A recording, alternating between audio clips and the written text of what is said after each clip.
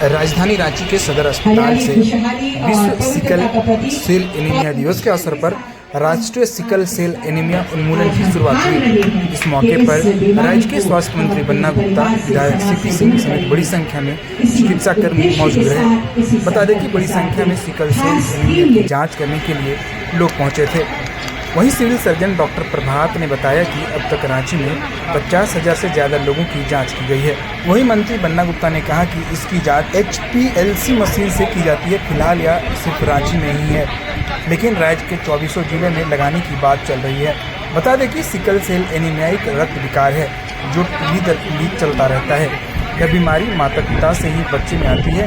ये पूरे शरीर में ऑक्सीजन ले जाने के लिए जिम्मेदार लाल रक्त कोशिका को प्रभावित करती है। सिकल सेल एनीमिया से पीड़ित इंसान को रक्त प्रवाह में कमी या रुकावट का सामना करना पड़ता है, जिसके परिणाम स्वरूप कई लक्षण दिखाई पड़ते हैं। नमस्कार, मैं doctor Prabhat Kumar, civil surgeon Ranchi. आप सबों का स्वागत है। आज विश्व सिकल सेल दिवस है और सिकल सेल एनीमिया एक ऐसा रोग है जो कि जेनेटिक बीमारी होता है, आनुवांशिक है। और अगर हम लोग सबों का सिकल सेल एनीमिया की जांच कर लें और उनके शादी के बारे में, मैरिज के बारे में परामर्श दें, तो अगली पीढ़ी में सिकल सेल एनीमिया पूरी तरीके से खत्म हो सकता है। हालांकि ये एक लंबा प्रोग्राम है, लंबे समय तक चलेगा। प्रेजेंटली हम लोग 50,000 से भी ऊपर सिकल सेल एनीमिया की जांच कर चुके हैं। दो तरीके के आती हैं समस्याएं, एक सिकल सेल ट्रेट होता है और एक सिकल सेल डिजीज होता है। तो सिकल सेल ट्रेट जो होते हैं उनमें लक्षण नहीं होता है, उनमें लक्षण नहीं मिलेगा ज्यादा, लेकिन जो सिकल सेल डिजीज हो जाता है तो उसमें सिकल का मतलब होता है हसुआ, जो हसुआ धान काटने के काम आता है। तो हसुआ के आकार का RBC हो जाता है, जो लाल रक्त कणिका है वो हसुआ के आकार का हो जाता है। हीमोग्लोबिन जांच करने पर कम आएगा, पेशेंट को हमेशा थकान महसूस होगा, ज्वाइंट में दर्द होगा, फीवर जल्दी आ सकता है, बहुत सारी तकलीफें उसे होती हैं।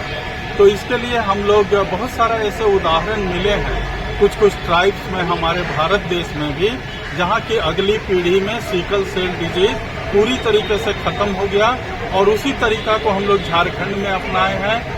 ये विश्व सिकल सेल दिवस है, उन्मूलन दिवस।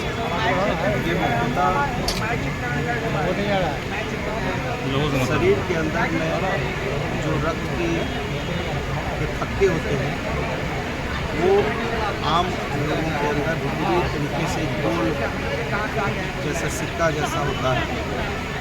इसमें वो रक्त का थक्का जो है वो हसुए के आकार हो जाता है, या ये कह सकते हैं आधे चांद जैसा, जिससे ऑक्सीजन शरीर में पर्याप्त मात्रा में नहीं मिल पाता है।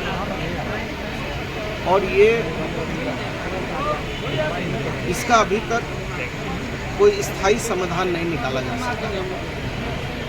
इसका बचाव, इसकी जानकारी समय पर हो, यही इसके उन्मूलन की दिशा में अभी तक एक मजबूत कदम है। वैसे हम PCPNDT एक्ट में सेक्शन 3 और 3A में लिंग का परीक्षण प्रतिबंधित करते हैं, लेकिन वही सेक्शन 4 ऐसा है जो कुछ एक बीमारियों के लिए हमको वो जांच की भी इजाज़त देता है। इसमें एक मशीन होती है HPLC, वो रांची में है। उस HPLC मशीन को 24 जिले में कैसे हम अधिष्ठापन करेंगे, इसके लिए हम लोग लगे हैं। और अभी हम लोगों ने विश्व रक्तदान दिवस मनाया है। और आप जानते हैं कि कोई भी रक्तदाता, महान रक्तदाता यदि अपने रक्त का दान करता है तो उसके रक्त को 1 महीना तक ही संरक्षित और सुरक्षित रखा जाता था। उसके लिए हम लोगों ने उसको 4 कंपोनेंट में बांटकर RBC, WBC, प्लेटलेट, प्लाज्मा, इसके लिए ब्लड सर्कुलेशन यूनिट हम लोगों ने 22 जिले में लगा दिए हैं, 2 जिले अभी बचे हैं। अब जब उसको 4 कंपोनेंट में बांटते हैं तो 120 दिन उसकी आयु रहती है। तो आप जानते हैं कि WHO ने 1% रक्त को संरक्षित करने का उनका मानक है, वो मानक पर झारखंड खरा उतरा है।